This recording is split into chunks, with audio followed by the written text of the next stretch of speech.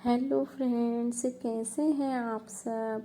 तो आज है भैया दूज और हैप्पी भैया दूज आप सभी को। तो यहाँ पे बच्चों की दूज की तैयारी चल रही है, इनको टीका करने की, और वही हम लोग कर रहे हैं। ये लोग नहा धो के तैयार हो चुके हैं। खाना इन लोगों ने अभी नहीं खाया। जब टीका कर लेंगे, दूज का त्यौहार कर लेंगे, उसके बाद ही ये लोग ब्रेकफास्ट करेंगे। तो वही इनकी तैयारी चल रही है। यहाँ पे शैतानी इनकी कभी कम नहीं होती है। हर वीडियो में आपको इनकी एक से एक शैतानी देखने को मिलेगी। ये अपनी बहन से बहुत लड़ता है, इसलिए मैं कह रही हूँ कि इसको बोलो कि भगवान इसे अच्छे कर।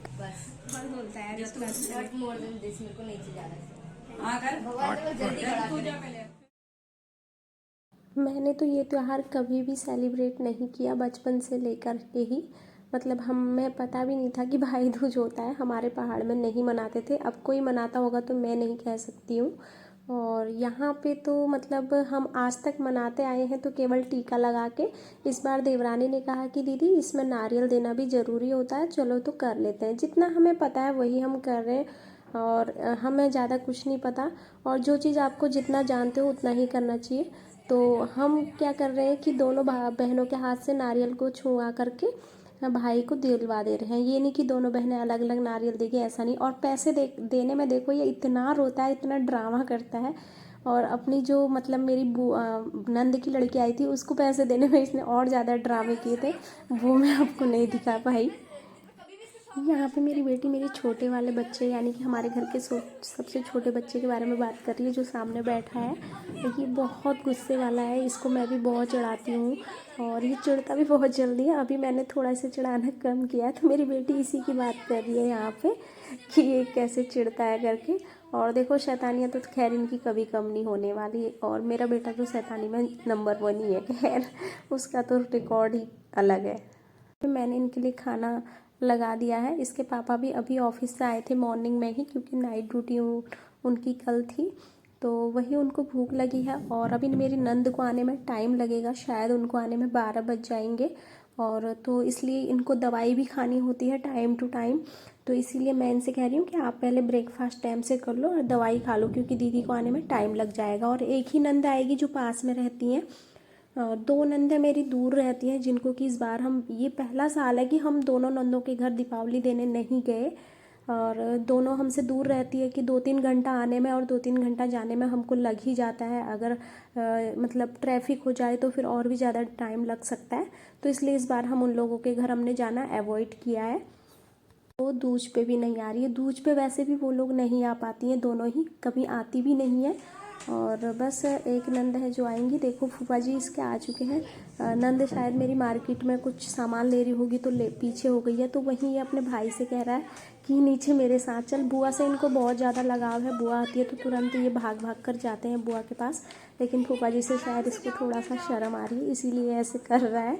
और दिन तो नहीं शर्माता, शायद आज ऐसे कर रहा है। यहाँ पे दीदी इनसे बात कर रही है कि मतलब मैंने भावना का वीडियो देखा था तो लाइक किया था, क्योंकि मैंने दीपावली वाले दिन ही उन्हें बताया कि मैंने यूट्यूब चैनल खोला है, और इससे पहले मैंने नहीं बताया था उनको।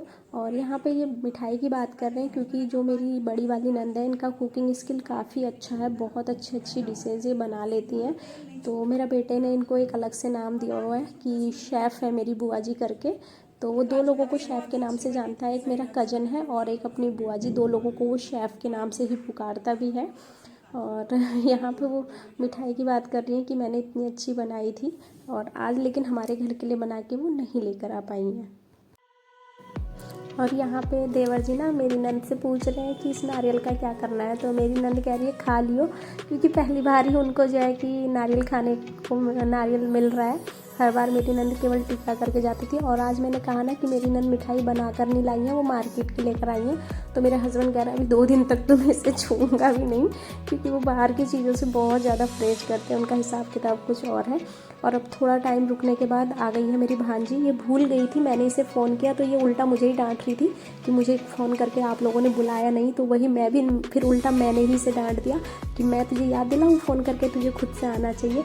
हम लोगों का एकदम मतलब बोलचाल ऐसा है। भांजी है, मैं इसे बहुत रिस्पेक्ट से नहीं बोलती हूँ, मतलब तू था बस, एकदम फ्रेंड्स की तरह, क्योंकि ये बचपन से हमारे साथ ही रही है।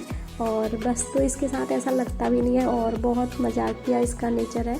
हम लोगों से तो काफ़ी मजाक वजाक सब कुछ कर लेती है, बहुत फ्रैंक है ये हमारे साथ। हालांकि मैं इसको ये भी चिढ़ा रही थी कि छोटे छोटे भाइयों की बुढ़िया बहन है, तो हंस रही थी। और इसका ससुराल पास में ही है। देखो बच्चों से कोई ऐसी बचपन से ही हाथापाई करती आई है, तो अभी तक इसकी आदत गई नहीं है, हमेशा बच्चों पे हाथ चलाती है। देखो त्योहार के दिन भी अपने भाई को छोड़ा नहीं इसने मारने से, अपनी आदतों से बाज नहीं आएगी। इसकी आदत है ना बचपन से, वही आदत है इसको अभी तक बस।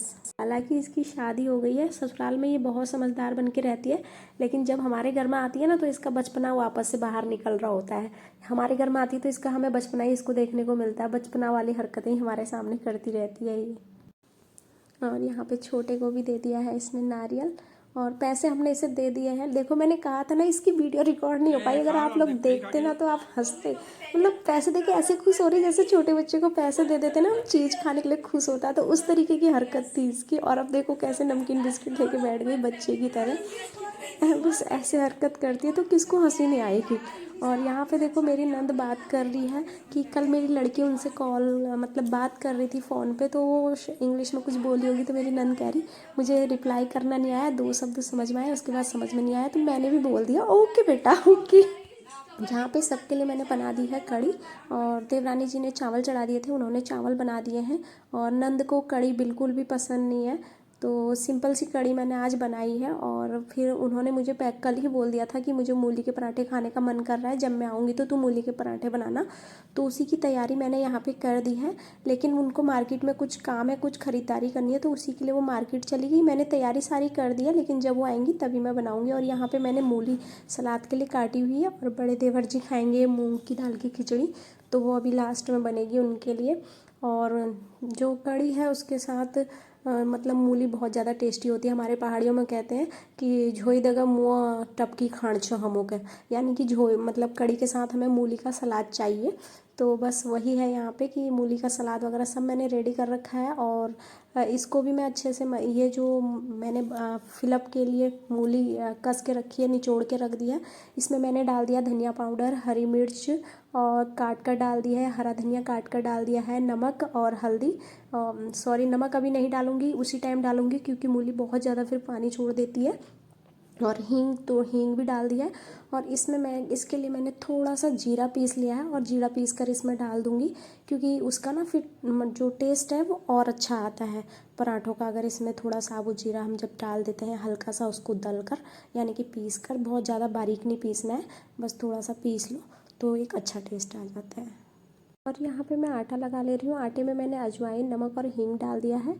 और फिर मैं इसे रख दे रही हूँ थोड़ा सा देसी घी का हाथ लगा के रेस्ट करने के लिए। इससे क्या होता है कि आटा सूखता नहीं है, सॉफ्ट का सॉफ्ट ही रहता है। मैं हमेशा यही करती हूँ, जब भी आटा लगाती हूँ उसे देसी घी लगा कर थोड़ी देर रेस्ट करने रख देती हूँ। और यहाँ पे अब मैं पापा जी को दे दूँगी खाना, क्योंकि टाइम भी हो चुका है, 8-1:30 बज चुका है, तो वही पापा जी को खाना दे रही हूँ। और पापा जी को सलाद में मूली बहुत ज़्यादा पसंद है, लेकिन उनको खांसी हो रखी है, तो इसी वजह से मैं उनको सलाद नहीं दूंगी, बस केवल चावल दूंगी, वही इनफ है। और उनको कड़ी चावल जो है बहुत पसंद है।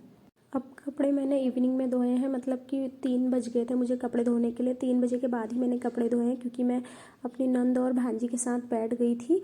जब भी घर में कोई भी गेस्ट आते हैं, कोई भी बाहर का आ जाए, तो उसको अटेंशन देनी चाहिए, उसके साथ आपको बैठ के बातचीत करनी चाहिए।